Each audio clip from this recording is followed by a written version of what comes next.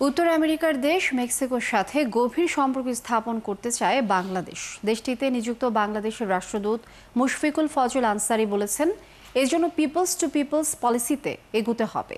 আর মেক্সিকোর পররাষ্ট্র মন্ত্রণালয়ের মহাপরিচালক ফার্নান্দো গনসালেস সাইফে বলেন, বাংলাদেশের সাথে কাজ করতে গভীর আগ্রহ রয়েছে তাদের। রিপোর্ট করছেন সুফিয়ান ফারাবি।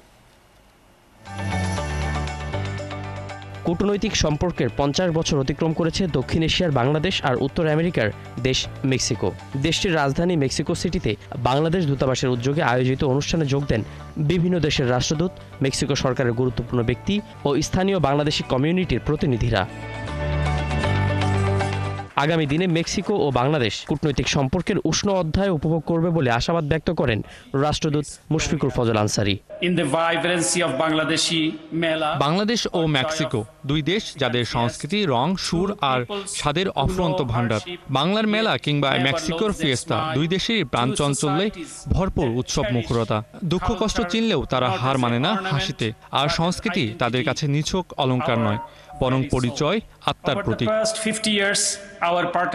বর্ণাঢ্য আয়োজনে যোগ দেন মেক্সিকোর পররাষ্ট্র মন্ত্রণালয়ের মহাপরিচালক ফার্নান্দো গনসালেস সাইফে। বলেন, সম্পর্ক জোরদার করতে জনগণের সঙ্গে জনগণের সম্পর্ক গড়ে তোলার প্রতিশ্রুতি দেন তিনি। জনগণের মধ্যে সংযোগী দ্বিপাক্ষিক সম্পর্ককে সবচেয়ে শক্তিশালী করে। আগামীতে বিভিন্ন ক্ষেত্রে বাংলাদেশের সঙ্গে কাজ করতে আগ্রহী মেক্সিকো। আমাদের দুই দেশের সম্পর্ক আরও গভীর এবং সহযোগিতাপূর্ণ হবে।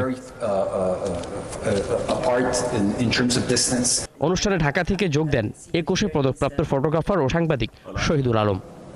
I'm delighted to be here. Sufian Farabi, 71, Dhaka.